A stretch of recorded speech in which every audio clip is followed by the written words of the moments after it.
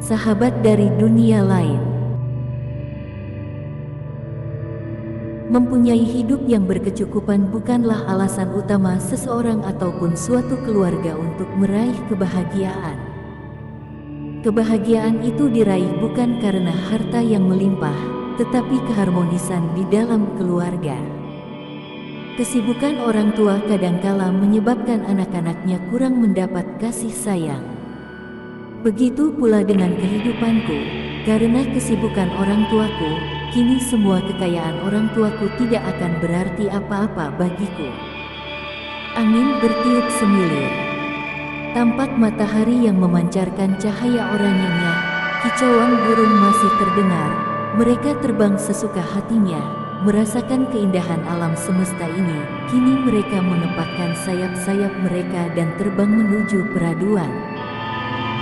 Dan bersamaan dengan itu, di ruangan yang cukup besar, berhiaskan dinding yang berwarna hijau, tepat di atas tempat tidur, aku masih membaringkan tubuhku.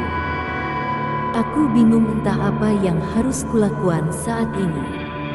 Aku ingin merasakan kebahagiaan seperti anak-anak burung yang diberi kasih sayang oleh kedua induknya. Sedangkan aku, bagaimana dengan kehidupanku?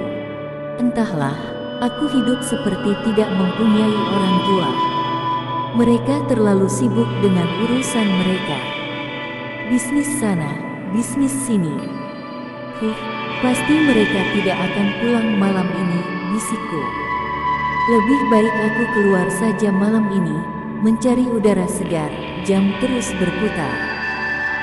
Dan kini jarum pendek sudah menunjukkan angka 7, kini senja itu pun mulai hilang.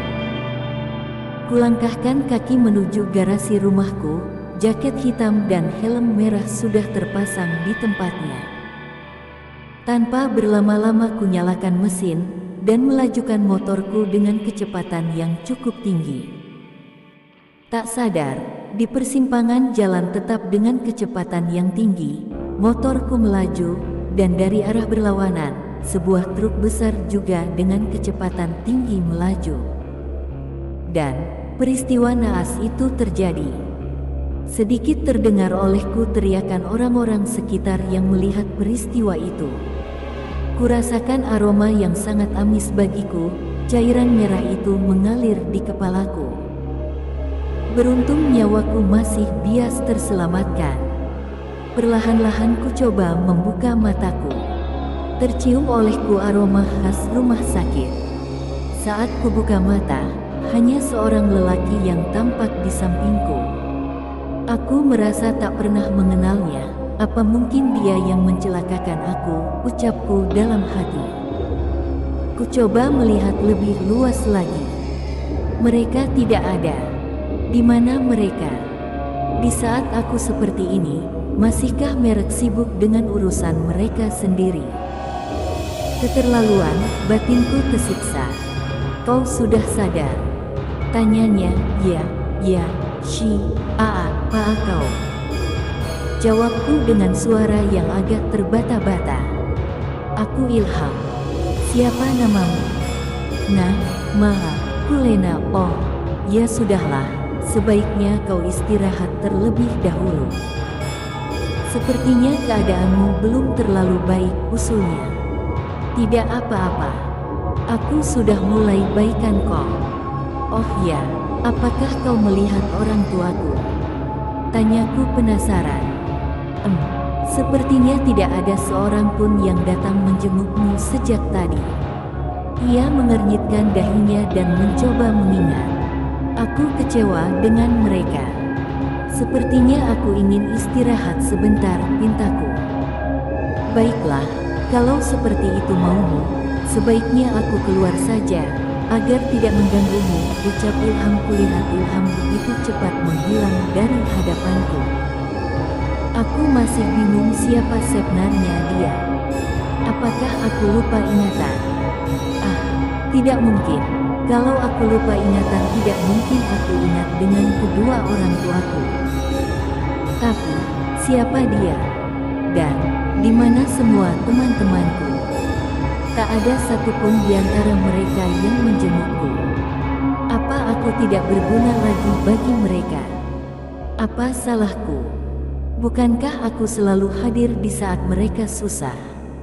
Ini balasan mereka. Kekecewaanku kini semakin dalam. Malam pun tiba, kembali kubuka mataku. Masih tampak Ilham yang setia menemaniku. CCKKLLEEKK, pintu kamarku terbuka, diikuti oleh masuknya seorang suster membawa sajian malamku. "Hai Nona Lena, bagaimana keadaannya?" tanya suster itu ramah. "Hei, pertanyaan basa-basi yang terlalu basi menurutku. Udah pasti keadaanku masih sakit." Ya seperti inilah sus," jawabku. "Di mana keluarga Nona? Sepertinya sedari tadi tidak ada yang menjenguk." Aku sangat terkejut mendengar pertanyaannya. "Hei suster, tidakkah kau lihat seorang pria di sana?" Mungkin mereka sibuk sus." "Oh, ya sudahlah. Jangan lupa dimakan ya makanannya, dan ini obatnya," sambil memberikan sebungkus plastik yang berisi beberapa butir obat. Suster itu pun berlalu pergi. Tetapi aku masih bingung, mengapa suster itu mengatakan bahwa tidak ada orang yang menjengukku. Mungkin dia tidak memperhatikan Ilham. "Hei Lena, jangan melamun. Entar kesambet loh," candanya. Tidak, aku tidak melamun." "Ya sudah, ayo kau harus makan," sambungnya, sambil mengambil piring yang terletak di atas lemari kecil. "Tidak, aku tidak selera makan," tolakku. Ayolah, supaya kau cepat keluar dari sini. Apakah kau mau tinggal berlama-lama di sini?" tanya Ciko. "Ya tidaklah, tempat ini sangat aku benci. Tapi, aku juga tidak mau tinggal di rumah." "Mengapa begitu?" ucapnya penuh tanya. "Aku merasa bosan tinggal di rumah. Di rumah aku tidak mempunyai teman, bahkan kasih sayang orang tuaku tidak pernah kurasakan. Mereka hanya sibuk dengan urusan kantor mereka." Aku mulai curhat dengannya. "Kau sebaiknya jangan melihat dari sisi negatifnya saja, lihat jugalah sisi positifnya. Bukankah mereka melakukan itu demi kepentingan hidupmu juga?" respon Ilham. "Ya, memang benar. Tapi harta itu tidak menjamin kebahagiaanku," sambungku. "Ya, benar juga apa yang kau katana. Ya sudah, sebaiknya sekarang kau habiskan terlebih dahulu makananmu ini," saran Ilham. Hatiku merasa lega setelah aku menceritakan kehidupanku kepada Ilham. Tak pernah ada seorang pun yang bias menjadi tempat aku mencurahkan isi hati. Kini kutemukan dia, aku menganggapnya sahabat. "Oh ya, kau tidak pulang?" tanyaku kepada Ilham. "Iya, sebentar lagi aku pulang. Aku akan pulang setelah kau tidur," ucapnya. "Baiklah, sekarang aku akan tidur. Kelihatannya kau sudah lelah." Ku coba memejamkan mataku, dan akhirnya aku pun tertidur. Kini malam berganti pagi, cahaya matahari pagi membangunkanku. Ku coba membuka mataku, dan aku kembali kecewa. Tapi kekecewaanku tidaklah begitu besar, karena kehadiran sahabat baruku Ilham. Tetap saja mereka tidak menjengukku. "Selamat pagi Lena." Sapa Ilham sambil memancarkan senyum indahnya. "Pagi juga Ilham," jawabku membalas senyumnya. "Gimana? Sudah lebih baik?"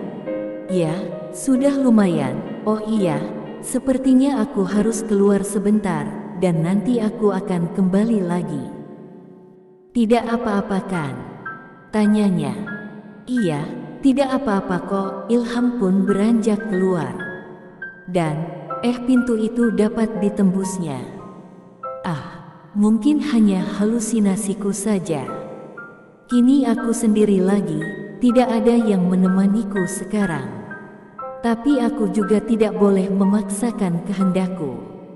Kembali kuingat kekesalanku kepada orang tua dan teman-temanku. Sudah 2 hari aku menetap di tempat ini, dan tak pernah sekalipun mereka menjengukku. Mungkinkah aku tidak berguna lagi? Apakah lebih baik aku pergi? Saat itu entah makhluk apa yang merasuk tubuhku, hingga aku mencoba untuk menghilangkan nyawaku. Lebih baik aku mati. Batinku tersiksa, kulangkahkan kakiku menuju lantai rumah sakit yang paling atas. Ku berdiri di pinggiran sisi lantai loteng itu. Kini tangisku mulai meledak, tetesan bulir bening itu mulai berjatuhan membasahi pipiku. Kuingat semua kehidupanku, di mana tak ada kebahagiaan. Tak ada sedikit pun tersirat kenangan indah di hidupku. Kini tinggal beberapa langkah lagi jarak antara aku dengan lantai dasar. Selamat tinggal semua, isak tangisku kembali terdengar. TTTUUNNGGGUUU,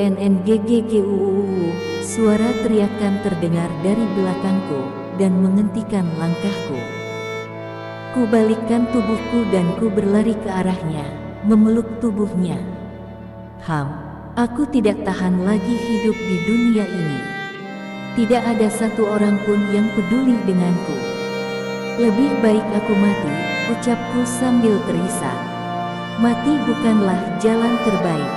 Masih banyak orang yang menyayangimu di sana. Mati itu tidaklah menyenangkan.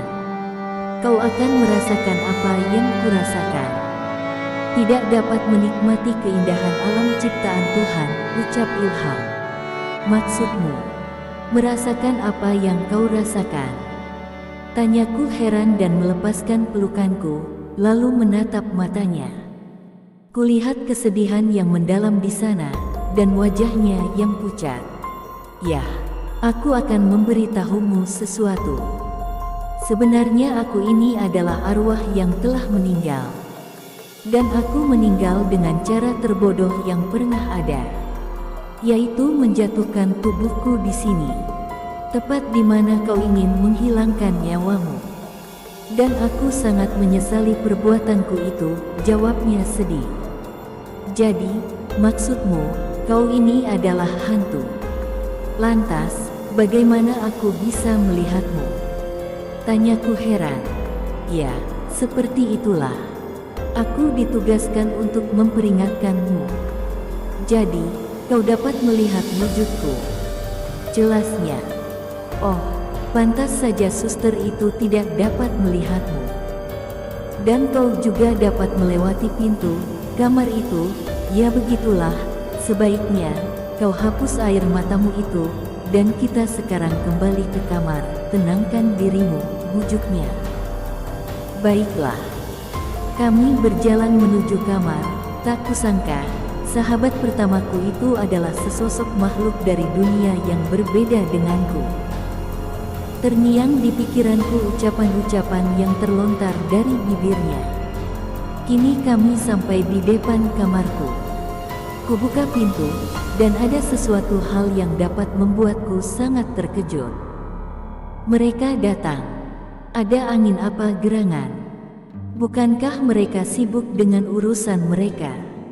Kusimpan di dalam hati kebahagiaan kecil itu. Dengan wajah murung kulangkahkan kakiku ke dalam. Sayang, kamu dari mana saja? Maafkan mama dan papa sayang, kami terlalu sibuk dengan urusan kami, sehingga kamu jadi begini. Maafkan mama. Tangisan penuh penyesalan tampak dari wajahnya sambil memelukku, terasa di pundakku seperti ada sesuatu. Cairan bening dari matanya mulai membasahi pundakku. Mereka memelukku, penuh kasih sayang. Baru kali ini, kurasakan kebahagiaan itu. Sudahlah Ma, aku sudah memaafkan mama dan papa. Lupakan masa lalu, kita mulai lembaran baru, ucapku. Baiklah sayang. Ucap mamaku. Di sisi lain kulihat Ilham tersenyum ke arahku. Ubalas senyumannya itu. Kini aku merasa bahagia. Akhirnya aku merasakan kebahagiaan itu. Keesokan harinya, hari di mana aku telah diizinkan untuk meninggalkan tempat membosankan ini. Di sampingku telah ada kedua orang tuaku yang membantuku untuk mengemas barang-barangku. Tapi, ada yang aneh, di mana Ilham? Kenapa dia tidak kelihatan hari ini? Tak sengaja, aku melihat di atas meja secarik amplop terletak di sana. Perlahan kubuka isi amplop itu. Dan kubaca, "Dear Lena, hai cantik, sudah sembuh kan? Bagus kalau begitu. Nah, dengan sembuhnya kau, tugasku pun kini telah selesai. Kau telah mendapatkan kebahagiaanmu dan kasih sayang dari kedua orang tuamu.